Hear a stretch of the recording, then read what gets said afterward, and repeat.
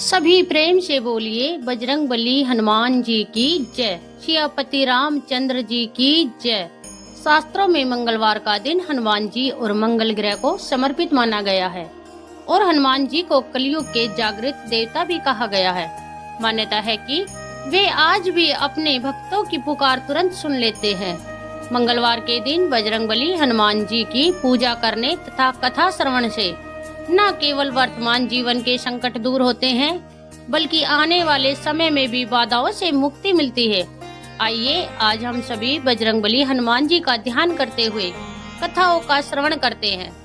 कथाओं से पहले हम सभी ऋणमोचक मंगल स्रोतम का पाठ सुनेंगे और इस पाठ को सच्चे मन से सुनने पर कर्ज बाधा आदि से मुक्ति मिलती है और आने वाले समय में भी कभी कर्ज की स्थिति नहीं बनती।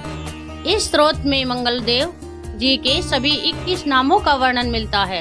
मंगल देव का संबंध हनुमान जी से है और हनुमान जी सभी प्रकार की समस्याओं से छुटकारा दिलाने वाले देवता माने जाते हैं।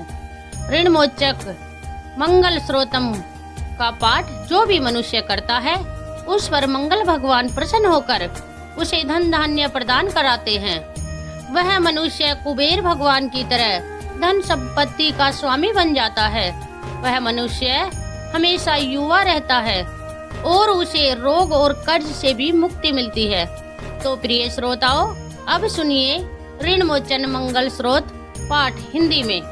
हे मंगल देव, शास्त्रों में आपके जो नाम बताए गए हैं उनमें पहला नाम मंगल, दूसरा भूमिपुत्र जिनका जन्म पृथ्वी से हुआ, तीसरा ऋणहर्ता यानी कर्ज से मुक्ति दिलाने वाला, चौथा धनप्रद यानी धन को देने वाले, पांचवा स्थिरासन यानी जो अपने आसन पर अडिग रहते हैं, छठा महाकाय यानी जो बहुत बड़े शरीर वाले हैं, सातवां नाम सर्वमाव रोधक यानी कार्य में आने वाली सभी बाधाओं को दूर करने वाला है।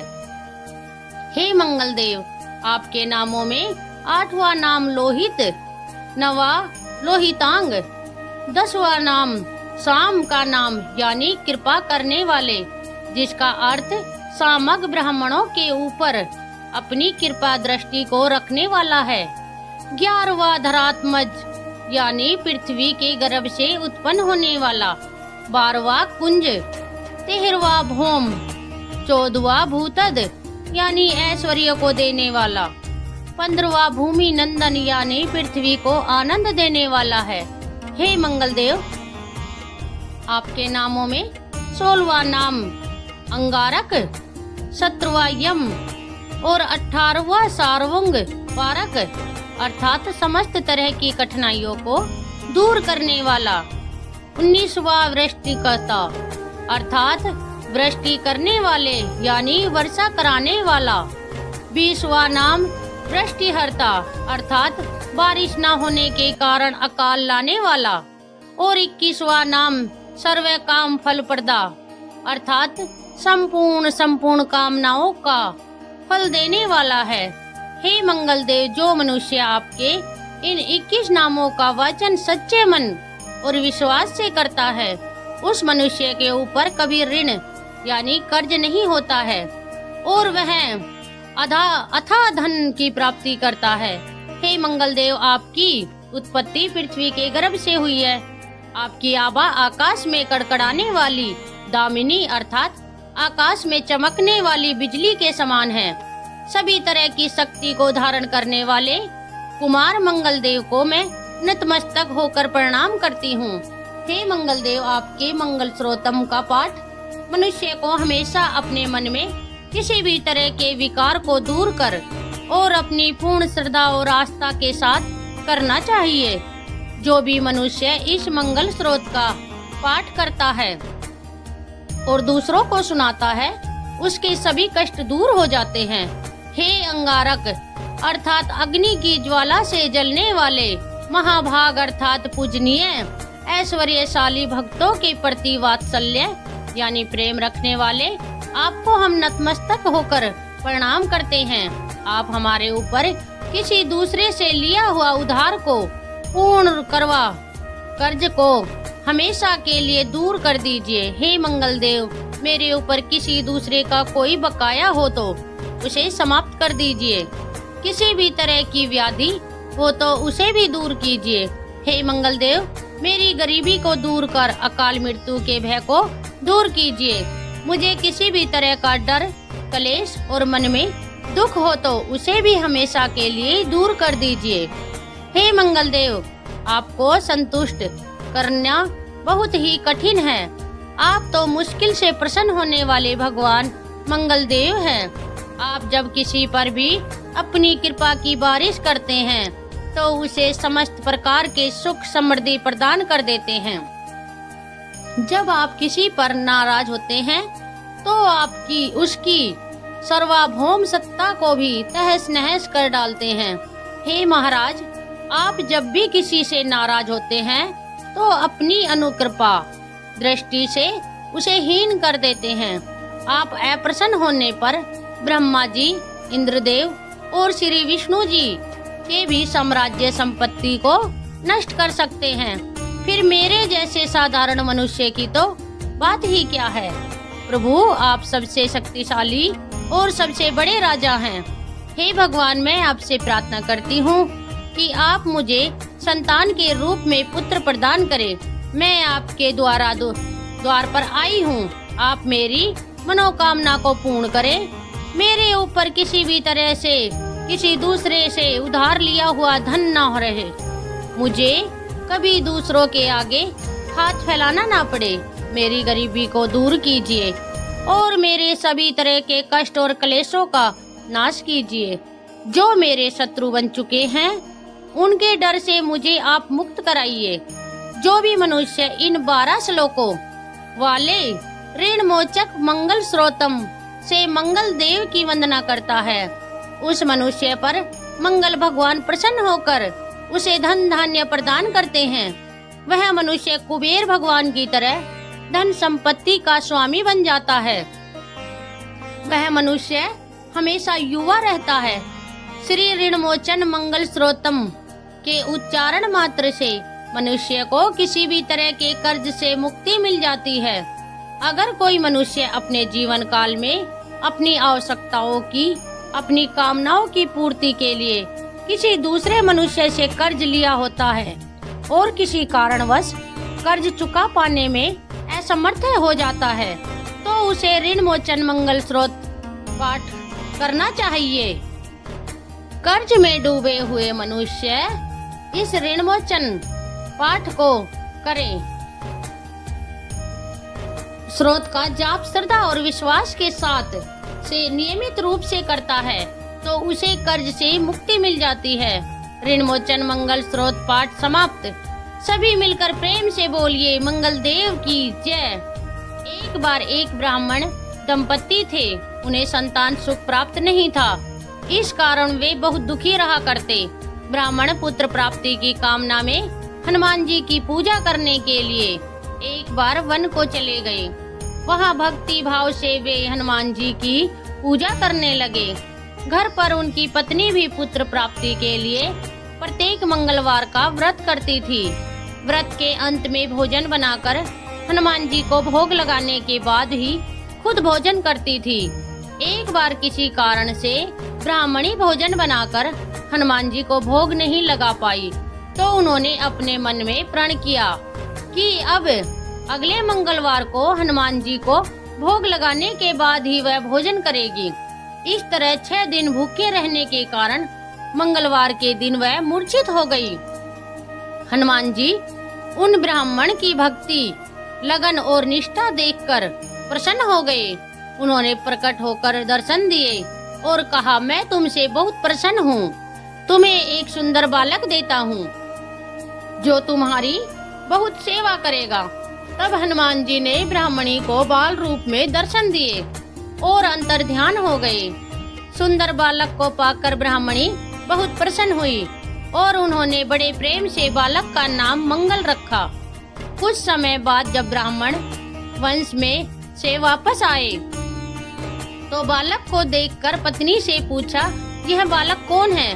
पत्नी बोली, मंगलवार के व्रत से प्रसन्न होकर हनुमान जी ने दर्शन देकर मुझे यह बालक दिया है। लेकिन ब्राह्मण देवता को पत्नी की बात पर विश्वास नहीं हुआ, तो उन्होंने सोचा कि उनकी पत्नी उनसे झूठ बोल रही है और अपना पाप छुपाना चाहती है। एक दिन ब्राह्मण कुएं पर पानी भरने जा रहे थे। ब्राह्मण ने मंगल को भी साथ ले जाने को कहा। ब्राह्मण देवता मंगल को भी साथ ले गए। मंगल को नाजायज समझते हुए उन्होंने उसे धकेल कर कुएं में गिरा दिया और पानी लेकर घर आ गए। घर आने पर ब्राह्मणी ने पूछा, मंगल कहाँ है? ब्राह्मण देवता कुछ बोलते इससे पहले ही मंगल मुस्कुराता हुआ घर में आ गया। यह देखकर अब तो ब्राह्मण देवता आश्चर्य में पड़ गए। सोचने लगे कि इस बालक को तो मैंने कुएं में धकेल दिया था। फिर रात को सपने में ब्राह्मण देवता ने हनुमान जी को देखा और वे कह रहे थे कि यह बालक मैंने दिया है, तुम्हारा पत्नी पर शक करना उचित नहीं है, वह तो पतिव्रता स्त्री है। ब्राह्मण यह सोच सच जानकर बड़े प्रसन्न हुए और शर्मिंदा भी हुए। इसके बाद तो ब्राह्मण दंपत्ति ने हर मंगलवार को निष्ठा के साथ, भक्ति के साथ व्रत करा और आनंद पूर्वक वे अपना जीवन बिताने लगे। इस प्रकार जो भी व्यक्ति मंगलवार का व्रत करता है और मंगलवार के व्रत की कथा पढ़ता है या सुनता है और दूसरों को सुनाता है, तो हनुमान जी की कृपा से उन्हें सभी प्रकार के सुख प्राप्त होते हैं। मंगल ग्रह 9 ग्रहों में से एक है, जिन्हें अंगरक और कुजा नाम से भी जाना जाता है। मंगल देव को पृथ्वी देवी का पुत्र माना जाता है। गणेश पुराण के अनुसार एक बार हिरण्याक्ष के बड़े भाई ने पृथ्वी देवी का अपहरण कर लिया था। पृथ्वी देवी को उससे छुड़ाने के लिए भगवान ने वराह रूप धारण किया। भगवान ने हिरण्याक्ष का वध किया और पृथ्वी देवी को बचाया। उस समय पृथ्वी देवी भगवान से बहुत प्रसन्न हुई और उनसे विवाह करना चाहती थी। वराह अवतार के समय भगवान का प्रकाश आकाश में हजारों सूर्य के समान था, जो असहनीय था। तब भगवान ने पृथ्वी देवी की इच्छा पूर्ण करने के लिए अपने सुंदर और मूल रूप में उन्हें दर्शन दिए। तब उनका विवाह हुआ और वो 1 वर्ष तक अकेले रहे। तब उनके पुत्र के रूप में मंगल देव का जन्म हुआ। शिव पुराण के अनुसार एक बार भगवान शिव कैलाश पर्वत पर ध्यान में लीन थे। तब उनके माथे से पसीने की 3 बूंदें निकली और धरती पर गिरी। उन बूंदों में से एक अत्यंत सुंदर शिशु प्रकट हुआ, जिनका रंग लालिमा लिए हुए था, जिसकी भुजाएं 4 थी। भगवान शिव ने बालक का पालन पोषण करने के लिए पृथ्वी देवी भूमि को सौंप दिया। बालक का नाम भौम रखा गया, क्योंकि उसका पालन पोषण और परवरिश भूमि द्वारा यानी धरती माता द्वारा हुई थी। जब भौम बड़े हुए तो वे काशी गए और भगवान शिव को प्रसन्न करने के लिए कठिन तपस्या की। भगवान शिव ने उन्हें आशीर्वाद देते हुए मंगल लोक प्रदान किया, जो सुक्रोक से भी अधिक श्रेष्ठ था। इसी भौम को सौर मंडल में मंगल ग्रह के नाम से भी जाना जाता है। मंगल देव की 4 भुजाएं हैं और वे त्रिशूल और गदा हथियार के रूप में धारण करते हैं। यह लाल आभूषण धारण करते हैं। मंगल देव की पूजा करने से त्वचा संबंधी रोग, ऋण और गरीबी से मुक्ति मिलती है। भगवान मंगल का रत्न मूंगा है और उनका दिन मंगलवार है और यह दक्षिण दिशा के संरक्षक है। मंगलवार के व्रत की कथा के अनुसार एक समय की बात है, एक बूढ़ी औरत रहती थी। वह हर मंगलवार को व्रत रखा करती थी और उन्हें हर तरह की सुख समृद्धि प्राप्त थी। उनकी बहू ने हर मंगलवार को 4 रोटियां देती। तब वह रोटियां लेकर हनुमान जी के मंदिर में जाती और वहां 2 रोटियां अर्पित करती। बाकी 2 रोटियां वह खुद खा लेती और तृप्त हो जाया करती। एक बार बहू ने अपने बच्चों को दादी के पीछे चलने और वह क्या करती है इस बात पर नजर रखने के लिए कहा। मंगलवार का दिन आने पर बूढ़ी महिला ने 4 रोटियां हाथ में ली और वह बजरंगबली हनुमान जी के मंदिर में जाने लगी। उनके पीछे पीछे उनके पोते चल रहे थे और जब पोतों ने देखा कि दादी ने भगवान हनुमान जी को 2 रोटियां अर्पित की और शेष 2 रोटियों से अपना व्रत खोला, तब उन्होंने घर आकर अपनी माँ को यह बात बताई। माँ को लगा कि बूढ़ी माई 2 रोटियां तो बर्बाद कर रही है और फिर उसने अगली बार 2 रोटियां ही पकाने का निश्चय किया। अगले मंगलवार को बहू ने उन्हें 4 की बजाय केवल 2 ही रोटियां दी। तब बूढ़ी माई हनुमान जी के मंदिर में गई और हनुमान जी को 1 रोटी अर्पित करके शेष 1 रोटी से अपना व्रत खोला। उनके पोतों ने यह सब भी देखा और घर आकर फिर से अपनी माँ को सारा हाल बताया। अब उन बालकों की माँ को लगा कि बूढ़ी माई तो 1 रोटी बर्बाद कर रही है और अगली बार मैं इसको केवल 1 ही रोटी दूंगी, ऐसा उसने फैसला किया। फिर अगला मंगलवार आने पर बहू ने बूढ़ी माई को केवल 1 ही रोटी दी और बूढ़ी माई उस 1 रोटी को लेकर हनुमान जी के मंदिर में चली गई। उन्होंने आधी रोटी भगवान हनुमान जी को अर्पित की, बाकी आधी से अपना व्रत खोला। उसके पोते ने अब भी जब यह देखा तो आकर अपनी माँ को बताया। बहू ने सोचा कि बूढ़ी माई तो घर का पैसा बर्बाद कर रही है। अब उसने फैसला किया कि वह अगले मंगलवार को उन्हें कोई रोटी नहीं देगी। उधर वह बूढ़ी माई अगले मंगलवार को बिना रोटी लिए खाली हाथ बजरंगबली हनुमान जी के मंदिर में गई। आज उनके पास उन्हें अर्पित करने के लिए कुछ भी नहीं था। तब बजरंगबली हनुमान एक छोटे से बालक के रूप में उनके सामने प्रकट हुए और बोले, बूढ़ी माई क्या हुआ है? तब बूढ़ी माई ने उस बालक को पूरी कहानी सुनाई। बालक ने कहा, माई आप इस मंदिर के पीछे अपनी एक कुटिया क्यों नहीं बना लेती और मुझे आप अपना पुत्र मान लीजिए, मैं आपके भोजन का प्रबंध कर दिया करूँगा। ऐसे परिवार में रहने का क्या लाभ जो अपने बुजुर्गों की देखभाल नहीं करता। बूढ़ी माई उस बालक की बात मान गई और झोपड़ी बनाकर वहीं पर रहने लगी। हर रोज वह छोटा बालक उनके लिए 1 जग भरकर दूध और चीनी मक्खन मिला हुआ चूरमा लाता था। अब बूढ़ी माई का जीवन बहुत सुखमय और शांति भरा था।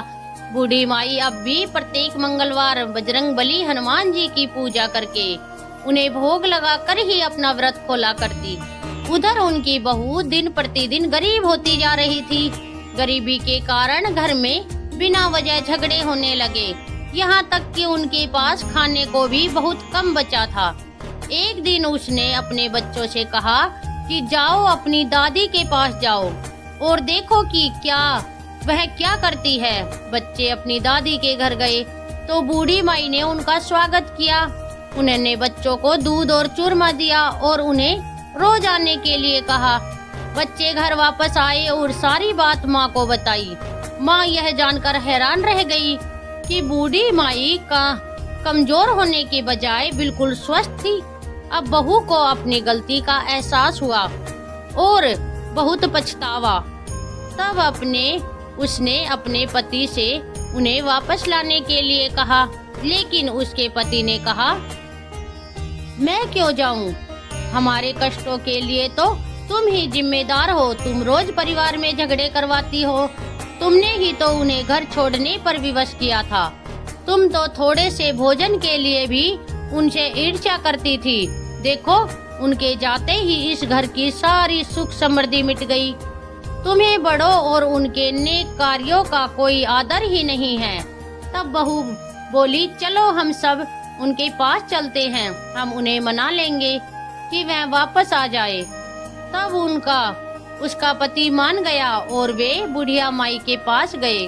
वहां जाकर उन्होंने देखा कि एक छोटा बालक बूढ़ी माई के पास बैठकर उन्हें भोजन परोस रहा था। बूढ़ी माई की बहू अपनी सास के चरणों में गिर पड़ी और अपनी गलतियों के लिए क्षमा मांगने लगी। बूढ़ी माई ने उस बालक से कहा, क्या मैं उसके साथ जाऊं? क्योंकि उन्हें अपनी गलती का एहसास हो गया है। बालक ने कहा, हाँ माँ जी, आप जा सकती हैं। अगर आपको कोई परेशानी हो तो फिर से आप वापस आ जाइएगा। अब बूढ़ी माई अपने परिवार के पास वापस लौट गई। अब भी बूढ़ी माई प्रत्येक मंगलवार का व्रत रखती, लेकिन अब उनकी बहू ने कभी भी हनुमान जी को अपने भोजन का आधा भाग अर्पित करने पर कोई भी आपत्ति नहीं जताई। उसके घर में फिर से सुख समृद्धि लौट आई और वे सभी सुख में जीवन बिताने लगे। ये थी मंगलवार के दिन सुनी जाने वाली कथाएं। जो भी भक्त श्रद्धा के साथ इन कथाओं का श्रवण करके बजरंगबली हनुमान जी की सच्चे मन से पूजा करता है, उसके सारे संकट बजरंगबली हनुमान जी अवश्य दूर करते हैं। तो बोलो सियापति रामचंद्र की जय।